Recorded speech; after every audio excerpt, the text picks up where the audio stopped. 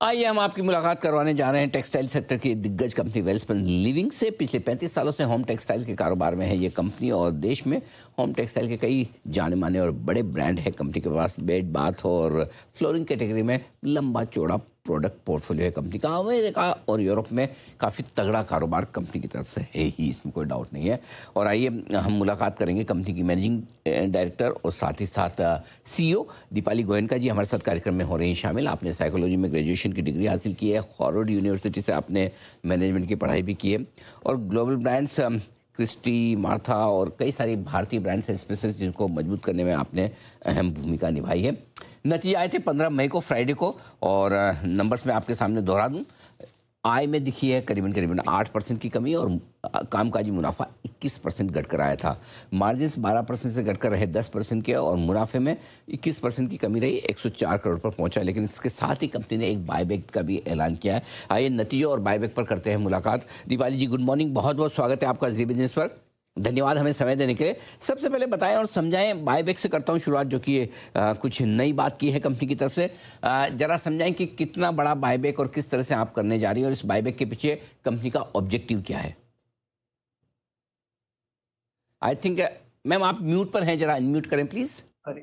जी। Buyback का जो share number है वो 252 करोड़ का है और ये एक्चुअली अगर आप देखें आप ये जो माहौल है, डेफिनेटली नंबर्स आपको थोड़े कम दिखेंगे, आगे पीछे हुए हैं टॉप लाइन और ये सब, बट माहौल ऐसा था। बट अगर आप देखें बैलेंस शीट काफ़ी स्ट्रांग हुई है हमारी। आप हमारे फ्री कैश फ्लोज को भी देखिए तो ये हम कंपनी हमारी कंपनी का एक्चुअली री इंस्टेटमेंट देता है और विश्वास देता है हमारे बिजनेस पर। एंड आई थिंक उसी को आधार को लेकर to create value for even a stakeholders, उसको लेकर हम बायबैक हमने करा है and that's where it is. बिल्कुल ठीक बात है। 250 करोड़ रुपए के आसपास का बायबैक और 175 रुपए के दाम पर है बायबैक भी। आइए, आपने कहा भी कि थोड़ा सा माहौल मुश्किल भरा रहा है जिसकी वजह से नतीजे थोड़े से कमज़ोर दिख रहे हैं। क्या कुछ एक्सटर्नल एनवायरनमेंट है जिसकी वजह से दिक्कत है और क्या इसमें कहीं सुधार के संकेत है या थोड़ा और कमज़ोरी हो रहा है।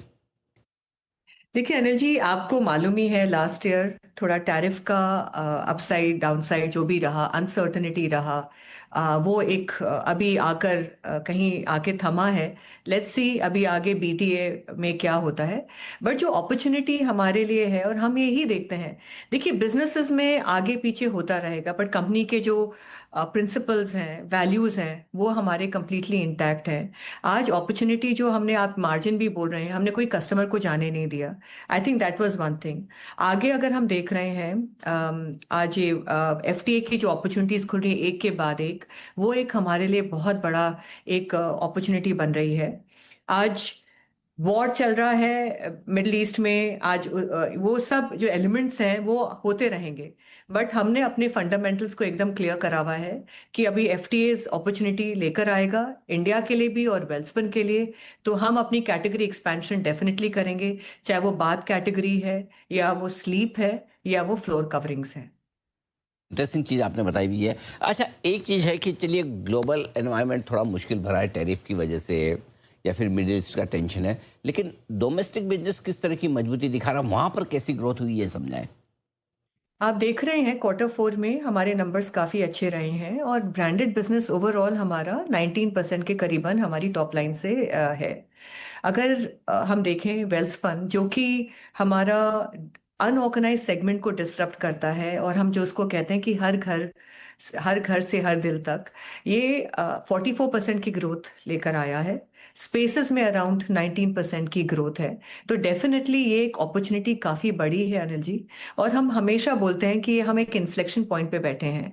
आज ठीक है, आज फ्यूल की कॉस्ट बढ़ी हुई है, ये कितने दिन तक चलेगा, बट जो हमारा कंज्यूमर है और इंडिया जो एक इवॉल्विंग इकोनॉमी है और प्रॉमिसिंग इकोनॉमी है, तो ग्रो कर ही रही है ना। तो ये डेफिनेटली हमको दिख ही रहा है कि क्वार्टर 4 में जिस हिसाब से हमारे नंबर्स आए हैं और जो हमारी अपॉर्चुनिटी हमको दिख रही है, वो डेफिनेटली आगे लेके चलेगी हमें। ये आपने कहा भी कि बैलेंस शीट मजबूत करने का काम किया है आपने इस टफ एनवायरनमेंट में। क्या कोई डेट रिडक्शन किया है, यदि हाँ तो कितना, और अब कितना डेट आपकी बुक्स पर बचा है। अभी अगर हम देखें तो हमने 52% का नेट डेट रिडक्शन हुआ है हमारा। आज हम देखते हैं तो अराउंड 772 का हमारा डेट है, नेट डेट। तो ये अपॉर्चुनिटी हमारे को काफ़ी हद तक, जैसे आपने बायबैक की बात करी, एक अपॉर्चुनिटी हमारे लिए ये भी है कि जैसे जो अपॉर्चुनिटीज खुलती जाएंगी as Welspun and as a country, वो हमारे को इन्वेस्टमेंट और कैपेक्स करने के लिए भी एक अपॉर्चुनिटी खोलेगा। So definitely that's what we are doing. काफ़ी गवर्नेंस, फोकस, कॉस्ट कंट्रोल्स, उस पर भी काफी हमने काम किया, तो वो डेफिनेटली आज इस पर हमारे नंबर्स को दर्शाता है। बिल्कुल ठीक बात है, बहुत ही बढ़िया। ये है आपके लिए डेट रिडक्शन जो अच्छा खासा हुआ है, 52% से डेट रिडक्शन काफ़ी बढ़िया कहा जाएगा। अब बताइए एक्सपांशन प्लान के बारे में, क्या कोई और एक्सपांशन प्लान आप FY27 में लेने जा रहे हैं? यदि हाँ तो कितना? देखिए, अभी जो हमने एक कमिटमेंट दिया है कंपनी ने, वो 400 करोड़ का दिया है। उसमें काफी डी बॉटलनेक है, काफी थोड़े से मेंटेनेंस एंड प्रिवेंटिव, उस टाइप का हमने एक कमिटमेंट दिया है। बट आगे जाकर जैसे मार्केट्स खुल रहे हैं, तो हम कैपेक्स भी लेकर आएंगे। आगे देखते हैं कैसे बढ़ता है वो अपॉर्चुनिटी। वो हम लोग अभी एक्सप्लोर कर रहे हैं, क्योंकि हम एकदम क्लियर हैं, वेल्सपन खाली टेक्सटाइल यूएसए की हम लोग हमेशा बात करते रहते हैं, पर एफटीए खुल रहा है यूरोप, यूके में ही नहीं, सारे वर्ल्ड में। तो हम जब 50 कंट्री की बात करते हैं, हम 60 कंट्री की भी बात कर रहे हैं, हम आगे भी उसको 70 कंट्रीज तक वेल्सपन की ग्लोबल लीडरशिप बात कैटेगरी में रहेगी। और स्लीप में हम अभी आगे बढ़ ही रहे हैं। आपने देखा, ओहायो के अलावा हमने निवाडा में भी हमारा प्लांट 31 मार्च को कमीशन हुआ है। $27 मिलियन का हमने लास्ट टाइम टॉप लाइन किया था इसमें, पिलोज में।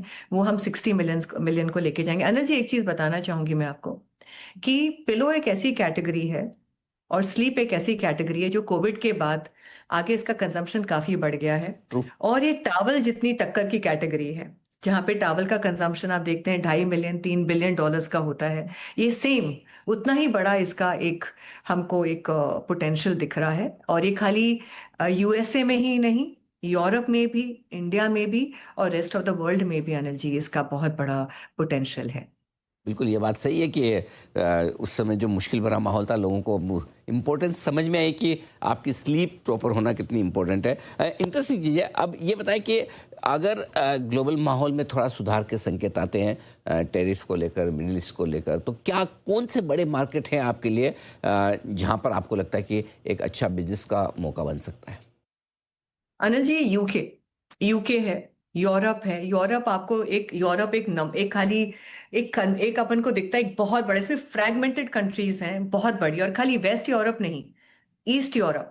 और यहाँ पे कई ऐसे रिटेलर्स हैं जो कि एवरीडे एक नया नया स्टोर खोल रहे हैं। ये एक बड़ी अपॉर्चुनिटी। इंडिया जो हम बात ही कर रहे हैं, जापान है, ऑस्ट्रेलिया, न्यूजीलैंड है। तो एक चीज है कि ये काफी ग्रोथ की पोटेंशियल हमको दिख रहे हैं अनिल जी, आगे जाने के लिए। और मिडिल ईस्ट आज थोड़ा सबड्यूड है, पर वहां भी आप देखिए ना, जीडीपी ग्रोथ जो दिख रही है। सो ये सब हमारे लिए एक बहुत बड़ी अपॉर्चुनिटी है। और इंडिया तो हम भूल ही नहीं सकते हैं। इंडिया में हम ग्रोथ का पोटेंशियल हमने नियर टर्म में 1,000 करोड़ का दिया है, वो हम आगे लेकर जाएंगे। बिल्कुल बड़ी ठीक बात है। ये आपके लिए आगे के बिजनेस आउटलुक पर भी उम्मीद करें कि जल्दी ही ग्लोबल माहौल जल्द से ठीक हो जाए। हाँ, डोमेस्टिक ग्रोथ जो स्ट्रांग है कंपनी की, वो रहेगी बरकरार। दीपाली जी, बहुत बहुत धन्यवाद आपका। आपने समय दिया और विस्तार से अपने नतीजों पर, आउटलुक पर और साथ ही बायबैक पर हमारे दर्शकों को पूरी जानकारी दी। Thank you so much ma'am. जल्द आपसे फिर मुलाकात होगी।